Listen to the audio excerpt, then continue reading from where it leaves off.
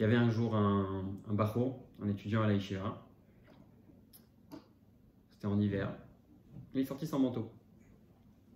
Tu vas me dire, bon, rien de spécial. Les jeunes, ils aiment bien sortir sans manteau, c'est plus à l'aise, etc. Il y en a qui n'ont même pas froid. Bon. C'était en Russie, c'était dans la ville de Lubavitch. Et le rabbi précédent, Rabbi Yosef Israq, il lui dit, ne sors pas dehors sans manteau, il fait froid. Bon, normal. Le bachor, il répond au rabbi précédent, mais rabbi, vous aussi, vous n'avez pas de manteau. Et le rabbi précédent, il lui a répondu, il lui a dit, Areb is nishkalt. Il dit, un rabbi, il n'a pas froid. Il n'est pas froid. Pas besoin de manteau. Bon, l'histoire, elle a l'air banale. Tu vas me dire, bon, qu'est-ce qu'il y a de tellement spécial, etc. Sauf qu'il y a un truc intéressant dans l'histoire. C'est que ce même bachor, il est parti du droit chemin et il s'est écarté de la Torah et des mitzvot. Je ne sais pas s'il a fait tchouva, mais en tout cas, de ce qu'on sait de l'histoire, c'est qu'il s'est écarté du droit chemin. Qu'est-ce que ça veut dire? Ça veut dire qu'on a tous besoin d'un manteau. Un rabbi, il n'a pas besoin de manteau. Lui, sa journée, tout va bien se passer parce que naturellement, il est chaud pour Torah et mitzvot. C'est-à-dire quoi chaud? C'est-à-dire que quand on dit qu'on demande à des amis, est-ce que tu as envie d'aller là-bas? Il dit, ah, je suis chaud. Pourquoi je suis chaud? Il est enthousiaste, il a envie de le faire. Et un rabbi, il est toujours enthousiaste, il est toujours à même de faire la tfila, il est toujours à même de donner la tzedaka, il est toujours à même de faire tout ce qui concerne Torah mitzvot. Pour lui, il n'y a pas de question s'il fait pas. Un tzaddik, il n'a pas de mauvais penchant. Ce que la Torah le demande, il fait automatiquement. Mais nous, on n'est pas des tzaddikim. Donc nous, on a besoin de quoi? On a besoin d'un manteau. On a besoin de chaleur. Quel est le moment dans la journée où on puise cette chaleur? C'est la tfila. La tfila, c'est le moment de la journée où un juif, il tire toute sa chaleur pour toute la journée. Et si tu n'as pas eu de chaleur le matin, avant de commencer ta journée, alors à ce moment-là, tu vas avoir froid dans la journée. Ça veut dire que dès qu'il va y avoir un petit test, dès qu'il va y avoir une embûche dans Torah et Mitzvot, regarder là où tu n'es pas censé regarder, dire des choses que tu n'es pas censé dire, etc., etc., faire des choses que tu n'es pas censé faire, ça va être très compliqué. Par contre, si au début de ta journée, il y a eu la tfila, et comme on a parlé déjà dans les cours précédents, l'importance de la tfila avant de commencer la journée, ça change tout. D'accord? Donc aujourd'hui, on va parler de la tfila. Comme on a expliqué dans les cours précédents, il y a deux teshuvah. Il y a la grande teshuvah et la petite teshuvah. On a expliqué plusieurs fois que la petite teshuvah, c'est se séparer des fautes. Et la grande teshuvah, c'est se rattacher avec Hachem. D'accord? Ouais. Une faute, elle nous détache de Dieu. La teshuvah, elle nous rattache à Dieu.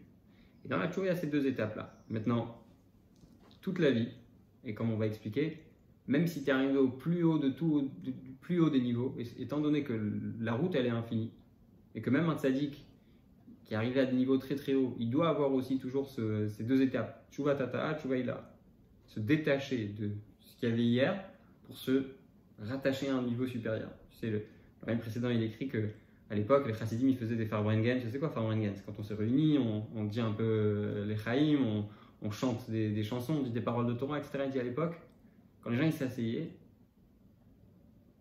les décisions qu'ils prenaient et la façon dont ils envisageaient le lendemain, c'était à tel point que le bien de hier devenait le mal de demain. Qu'est-ce que ça veut dire le bien de hier devient le mal de demain? C'est-à-dire que même le plus haut niveau de bien que tu as fait hier, tellement demain je vais complètement changer, tellement demain je vais devenir quelqu'un de tellement meilleur que ce que hier j'appelais bien, aujourd'hui c'est déjà mal.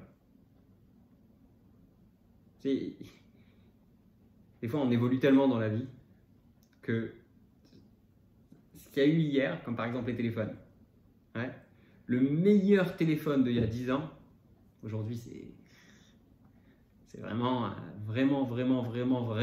dépassé. Je vais me dire, mais pourquoi? C'est comme ça. Mais si c'est comme ça matériellement, c'est certain que spirituellement aussi, ça doit être comme ça. Si déjà matériellement, ce qui était bien hier, c'est plus bon aujourd'hui, c'est même considéré comme mal. Alors à plus forte raison dans ce qui est spirituel. Notre essentiel dans la vie, c'est le spirituel. Ça, il ne faut pas l'oublier. D'accord? Les gens, ils veulent nous faire croire que ce qui est le plus important, c'est de gagner de l'argent, Non, tout ça, c'est juste un moyen pour servir Hachem. C'est juste un moyen pour vivre une vie spirituelle plus épanouie. Quand on a plus d'argent dans le compte en banque, c'est évident que c'est plus facile de servir Hachem, on n'a pas de soucis. D'accord? Donc ça, c'est ce qu'on va voir aujourd'hui. Ce qu'on va voir aujourd'hui, c'est cette dose de chaleur qu'on a besoin au début de la journée. Notre manteau. Parce que malheureusement, spirituellement, des fois en été, il fait plus froid qu'en hiver. Ouais? Ok, alors. Donc, Umeachar chez Atfila. Tu vois, là, on est la page 198, donc dans Igeret Hatshuva, et en français, c'est page 379, le troisième paragraphe, colonne de gauche. Donc, Umeachar chez Atfila, Iprina Tshuva, et puisque la Tfila, on a dit, c'est le niveau de la grande Teshuva. Ça arrive, les Akdim, les Fanea, il faut lui faire précéder avant, Prinat Tshuva Tata. Il faut faire précéder avant ça le niveau de la Tshuva Tata, de la petite Teshuva. Il faut absolument que toute la vie, il y ait ces deux étapes. C'est quoi ces deux étapes? D'abord, il faut avant la Tfila avoir calmé les choses. D'accord? Il faut faire preuve de sérieux. On va expliquer que la Tfila, il faut absolument la faire avec joie. Très important. Mais avant de pouvoir passer à une joie sérieuse, parce qu'il y a une joie religieuse, il y a une joie spirituelle, il y a une joie matérielle. La joie spirituelle, elle fait en sorte qu'on s'élève dans un niveau très très haut. Dans la joie spirituelle, on peut inclure tout le monde. Une joie matérielle, tu sais, il y a des gens qu'on met de côté, toi tu viens pas. Mais quand c'est une joie spirituelle, Simchat Torah par exemple, tout le monde est invité. Il n'y en a pas un qu'on va dire non, toi t'es pas. La joie de la Torah ne te concerne pas. Ça n'existe pas. Pourquoi? Parce que c'est une joie spirituelle. Une joie matérielle, elle sépare les gens. Alors que quand on concentre notre joie au niveau de la spiritualité, ça nous rassemble. D'accord? Maintenant, avant de pouvoir arriver à cette joie spirituelle, puisque c'est spirituel, il faut prendre un peu de sérieux avant. Il faut puiser un peu de sérieux. Et c'est pour ça que c'est écrit dans la Gemara. Tu vas voir, Vezeu Shamor Azal de Mishnah, pardon, pas dans la Gemara, dans la Mishnah. On va voir la Gemara juste après. En omdin leipalel et la mitor koved rosh. On ne peut se tenir pour prier seulement avec la tête lourde. Ça veut dire quoi? Ça veut dire qu'avant la tfila, on est censé être dans une situation où on réalise ce qu'on est en train de faire. On parlait de Simchat Torah par exemple. Un bon exemple. Quelqu'un qui arrive Simchat Torah, mais que toute l'année il n'a pas été une fois à la synagogue, que toute l'année il n'a pas écouté les parachiotes. Qu'est-ce qu'on fait à Simchat Torah? On fait qu'on a fini toute la Torah. Bereshit, Shemot, Vayikra, Bamidbar Dvarim, on a fini la dernière paracha, le dernier livre des 5 livres, etc. Alors c'est vrai que même si un juif il va venir à Simchat Torah, on va l'accueillir, on va danser avec lui et il va peut-être être inspiré à pouvoir commencer l'année prochaine. Mais réellement, qu'est-ce qu'on fait de Simchat Torah? Quelqu'un qui veut fêter Simchat Torah de la meilleure façon qu'il soit, c'est si toute l'année il a étudié. Donc il y a eu un certain sérieux qui a amené à quoi? À une joie. Sinon c'est vide. La différence entre une joie spirituelle et une joie matérielle, c'est que la joie matérielle, c'est les gens ils disent on va se déchirer, on va se défouler, on va perdre la tête. Non. La joie de Simchat Torah et la joie spirituelle, la joie de la Torah Mitzvot, c'est quoi? C'est la tête pleine, c'est pas la tête vide. On va pas se vider la tête, on va pas tout mettre de côté, non, au contraire. Plus on est plein et plus on est joyeux. Et plus un juif il a étudié dans l'année, et plus Simchat Torah il va être joyeux. Au contraire, plus il a étudié, et plus il va savoir comment être joyeux, et comment danser, et à quoi penser quand il danse. Il y a des gens, quand ils dansent Simchat Torah, ils ferment les yeux. Parce qu'ils sont dans des autres mondes, en réalité. Ils font quelque chose de matériel, ils tapent avec leurs pieds. Mais en réalité, ils sont dans des mondes spirituels. Donc, ça, c'est très important. Avant la tfila, il faut qu'il y ait ce certain sérieux. Ou Piresh Rashi. Rashi a expliqué Achna. Achna, c'est se rabaisser un petit peu. Par l'humilité. D'accord? Vei Prina Tshuva Tata. C'est le niveau de Tshuva Tata. Les horaires Achamim Kanal. On avait expliqué dans le chapitre 7 qu'il y avait deux façons de faire Tshuva. Une des façons, c'est de demander la pitié, la miséricorde sur notre âme. Pourquoi? La pauvre notre âme, elle est descendue sur terre. Avant d'être sur terre, elle était où? Elle est dans les mondes spirituels. Elle était toute proche de Dieu. Mais elle a dû descendre sur terre. Et nous, qu'est-ce qu'on lui inflige à notre âme? Qu'est-ce qu'on lui inflige? On lui inflige d'être dans un corps matériel et de s'intéresser à des bêtises, de s'intéresser à de la nourriture. Elle est spirituelle, elle est bien plus élevée que ça. Donc, Mourazakan, il avait expliqué que la manière de pouvoir faire avancer la tchouva, c'est quoi? Deux choses. Avoir pitié de notre âme. Et la deuxième chose, on avait dit, c'était d'avoir le cœur brisé. Bon, on ne va pas revenir maintenant sur le cours d'avant, sur le cours de chapitre 7, mais ce que je veux dire simplement, et c'est capital, c'est que ce qu'il faut bien réaliser,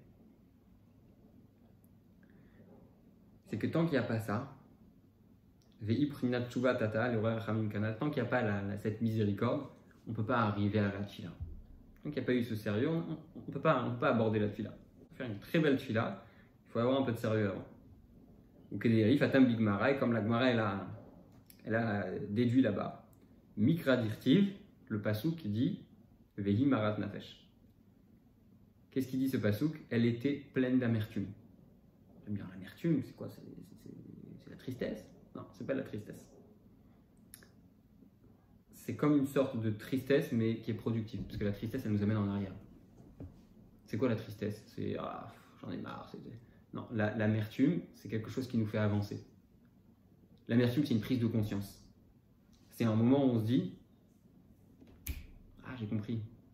J'ai compris en fait, si je fais ça et ça mal, ça veut dire qu'il faut que je change, je vais avancer. Et en réalité, Vehi Marat Nafesh, ça vient de l'histoire de Hana. Hana, d'ailleurs c'était le jour de Rosh Hashanah. Et c'est pour ça qu'à Rosh Hashanah, le premier jour de Rosh Hashanah, on lit la Haftara de Hana. C'était une femme qui avait tout pour être heureuse. Elle avait un super mari. Elle était riche. Son mari c'était quelqu'un de bien, de reconnu. On dit même que c'était une prophétesse. C'est bien, mais elle n'avait pas d'enfant. Et une année, elle s'est mise à prier de manière très très forte. Et d'ailleurs, il y a énormément de choses dans la tfila qu'on apprend de Hana. Parmi les lois essentielles de la tfila, on apprend d'une femme qui s'appelait Hana, qui était prophétesse. Et dans la Gemara, dans le traité Brachot, c'est ramené que Hana, elle a fait sa tfila d'une certaine façon. Et nous, on apprend, je crois, 10 choses de la tfila de Hana. Et son mari, qu'est-ce qu'il lui disait? Il lui disait Allo anochi tovlach, je suis bien pour toi, plus que 10 enfants. Pourquoi? Parce qu'on dit qu'il y a deux choses sur lesquelles une femme elle a un très grand mérite. Elle a un mérite pour faire le mitzvot que la Torah lui demande de faire, mais il y a deux choses pour lesquelles elle reçoit un mérite encore plus que tout. Le mérite que ses enfants ils vont lui apporter, et le mérite qu'elle a quand elle va laisser son mari aller étudier. Elle va se sacrifier pour pouvoir laisser son mari étudier. Et Elkana, il étudiait tellement, c'était tellement un homme pieux, il lui disait écoute, avec mon mérite, je peux t'apporter énormément de choses. Et Hana a dit non, ça ne me suffit pas. Hana a dit ça ne me suffit pas. Elle est partie prier. Et elle a prié tellement fort, elle est tellement rentrée dans cette fila d'une manière, elle s'est tellement investie dans cette fila que le Kohen Gadol de l'époque, le grand prêtre de l'époque s'appelait Élie. Il l'a vu. Et la Haftara, elle dit que Vayar Shevea les Shikora. Il a cru qu'elle était ivre. Ivre. C'est pourquoi? Elle tournait dans tous les sens. Elle parlait devant un mur, etc. Elle murmurait. D'ailleurs, c'est une des choses qu'on apprend de elle. C'est que dans la tfila, il ne faut pas crier. Il ne faut pas penser. La tfila, c'est fait pour dire. Il ne faut pas crier. Pas tout le monde a besoin d'entendre ta tfila. Le Chassan, il fait à voix haute pour que tout le monde sache où on en est. Mais sinon, la tfila, sa voix basse. C'est discrètement. Et ça, c'est une des choses qu'on apprend de Hana. Élie, il voit Hana en train de prier. Et quand il voit que Hana elle est en train de prier, il la chasse. Il lui dit t'as rien à faire ici. Et à un moment donné, il comprend qu'en réalité, elle était en train de prier. Elle lui explique qu'elle était en train de prier, qu'elle a besoin d'un enfant. Et quand il comprend son erreur, il comprend en fait qu'il a affaire à quelqu'un de très spécial. Comme j'ai dit, c'était une prophétesse. Qu'est-ce qu'il fait? Il lui dit t'inquiète pas, ta question c'était quoi? Tu voulais avoir un enfant? L'année prochaine, tu auras un enfant. Dès que Hana elle entend ça, elle dit c'est bon. Si Élie m'a promis un enfant, c'est que je vais avoir un enfant. Et c'est ce qui se passe. Un an plus tard, elle revient, et elle a un enfant. Elle tombe enceinte, on dit qu'elle est tombée enceinte aussi le jour de Rosh Hashanah. Je ne sais pas si c'était la même année, mais en tout cas, elle est tombée enceinte le jour de Rosh Hashanah. Et ce que je veux dire par là, c'est deux choses. Premièrement, elle avait un certain sérieux. Marat Nafesh, elle était pleine d'amertume. Deuxième chose,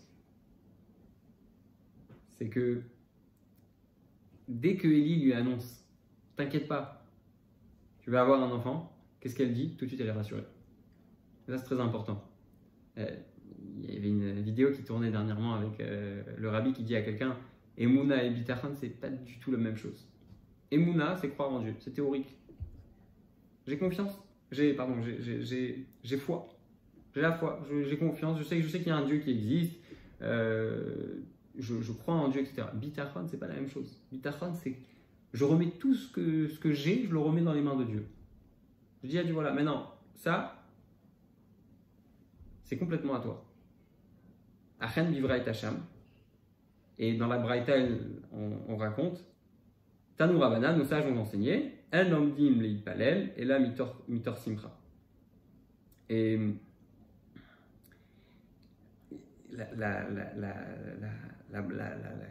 on continue là-bas dans la Gemara, on dit on ne peut pas prier seulement avec la simcha.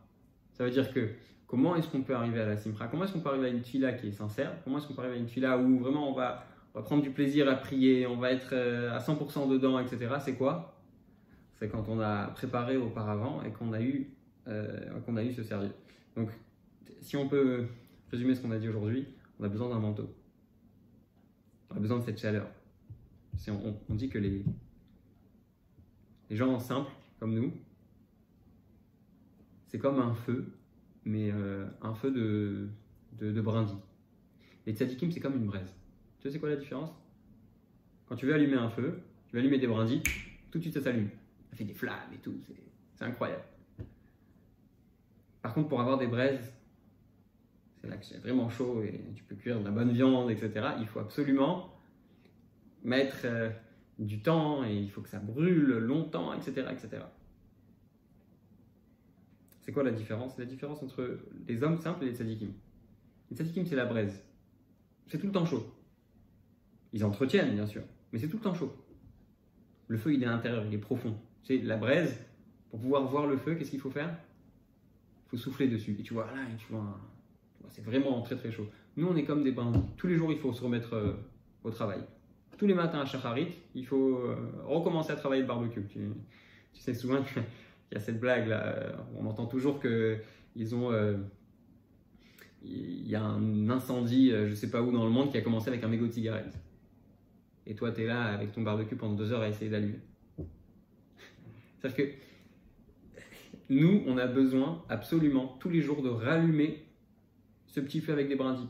On a besoin tous les jours que ça brûle. Et ça brûle combien de temps? Pas longtemps. Ça brûle pile pour la journée. Ça brûle pile pour la journée. Alors que le tzaddik, lui, il a la braise. Ça brûle pour tout le temps. Donc, tu retiens bien, pour pouvoir prier avec joie, il faut absolument qu'avant, la prochaine fois, on va expliquer comment ça va se passer, que c'est avec Tikkun Chatzot, etc., qu'aujourd'hui, il ne faut plus Tikkun Chatzot. Mais pour l'instant, le point à retenir très très important, c'est quoi? C'est que tous les jours, la tfila, il faut, on ne va pas parler de Tikkun Chatzot maintenant, mais au moins la plus simple des choses, c'est 30 secondes avant la tfila, dire une seconde. Où je suis? Devant qui je me présente? Je vais parler à Dieu, moment très important. C'est comme un roi, comme si je suis devant le président. Les Avdil, c'est pareil, c'est pas du tout la même chose. Et là, la tfila, elle est complètement différente.